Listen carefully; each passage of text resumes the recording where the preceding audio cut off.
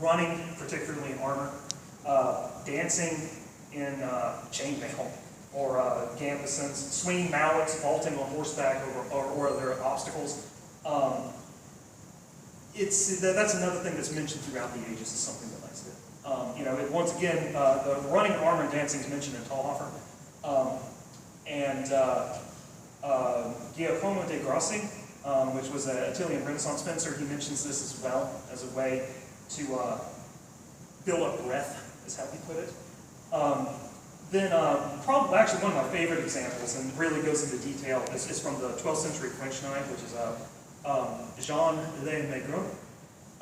He described how squires would get ready to go on the battlefield and get ready for assuming knighthood.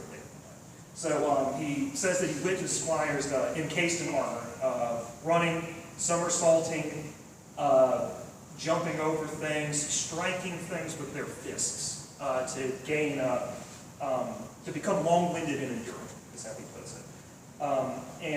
He also mentions swinging battle axes and mallets at targets to build up stamina. The modern equivalent would be a sledgehammer.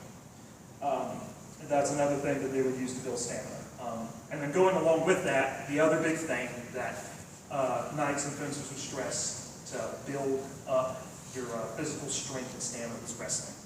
It's pretty hard to find a historical manuscript that deals with fencing that doesn't have a wrestling component in some degree.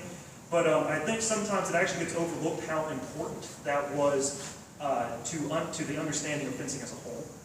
For instance, like Fiore, from the fencer that our school focuses on, mentions that all armed fighting comes from wrestling, and that he organized his codex starting with wrestling, because if you understood wrestling, you understood the underlying components that would come up later in the dagger, in the sword in one hand, in the sword in two hands, in armored fighting.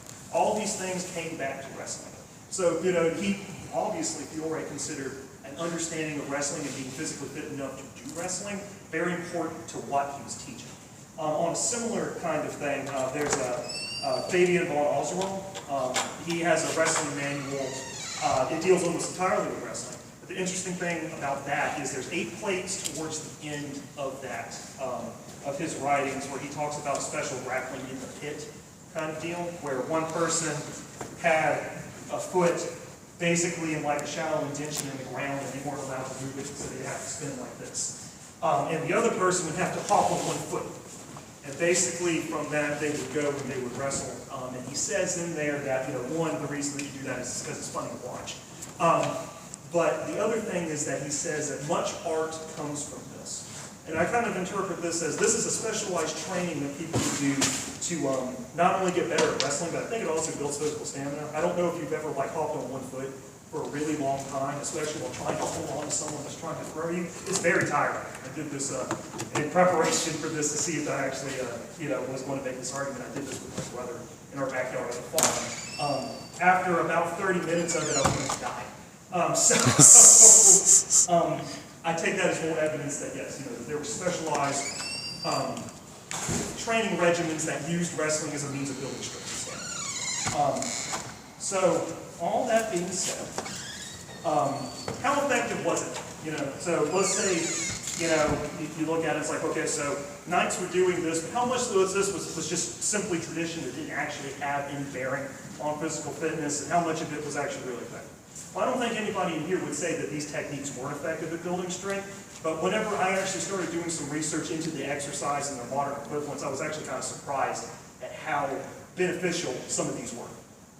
For instance, according to a study that was put out in 2016, short explosive movements are the best way to build muscle.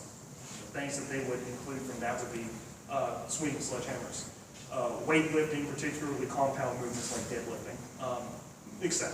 As I was sitting there thinking, it's like, well, that's lifting up a big stone and throwing it. An excellent way of building strength, obviously, is that short squat, pick up, bring it to chest, explosive movements, particularly if you're doing it quick. Squat, go. Do that across the field a couple times, see how you feel.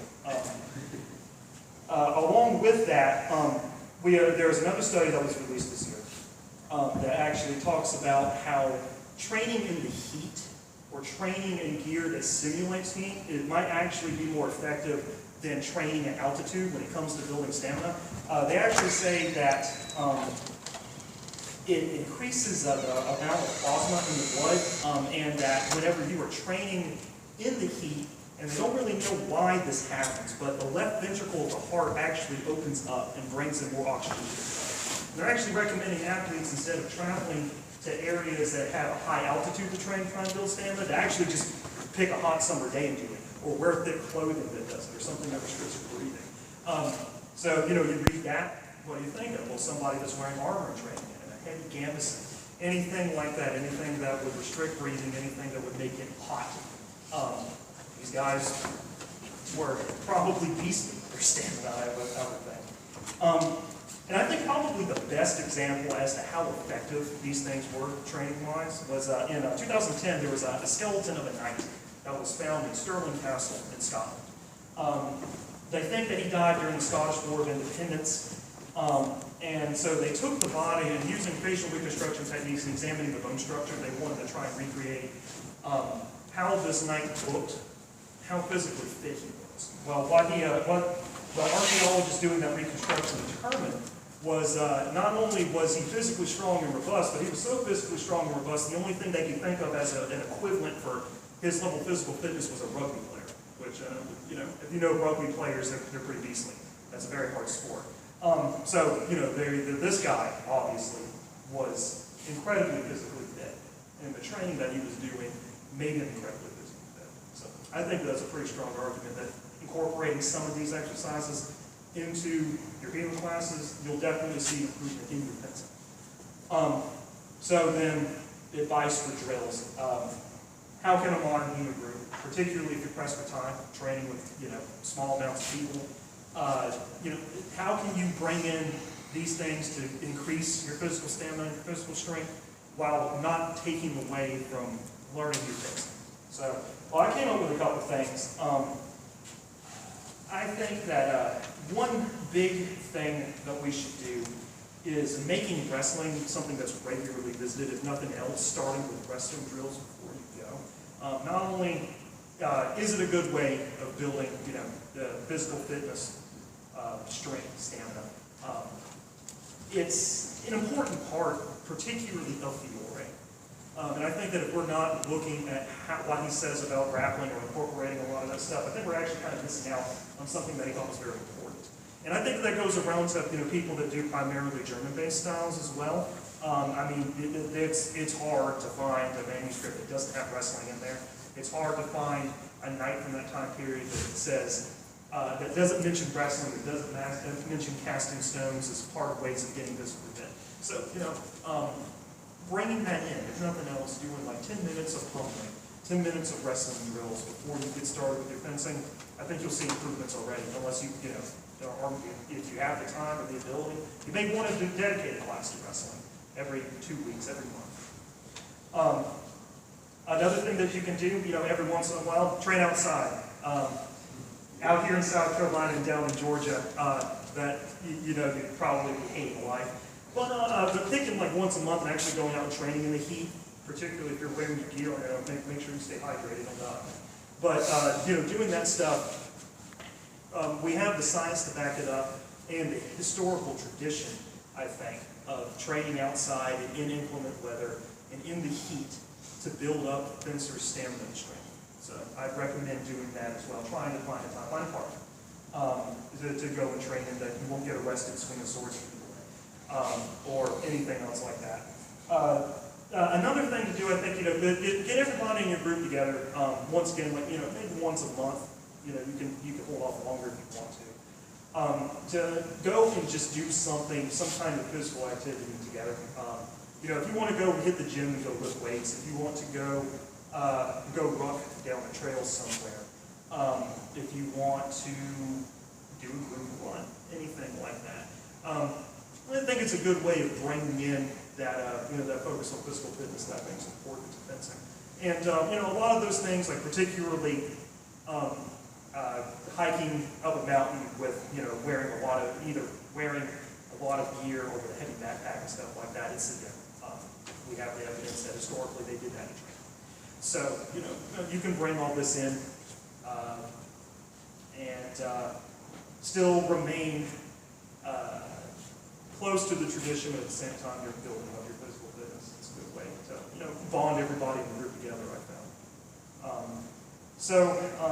I guess in conclusion, it's, I hate to mention his name, but John Clemens over at Arma actually wrote a really good essay on this. He calls it the F word, fitness and historical fencing. And one of the arguments in that is that sometimes we get so caught up in talking about historical fencing and practicing that we forget that physical fitness is just as important to the art as your understanding of technique. And I actually agree with him there. I think it's true. Whenever you go back, you're thinking about what you need to do to improve your fencing, or either with yourself or amongst a group. Bring in more physical drilling. Bring in more training. Look for things to improve your stamina, improve your strength. Not only will it make you a better fencer, but I also think that it is in line with the traditions that we study. So go out there and get swole. And that's my speech.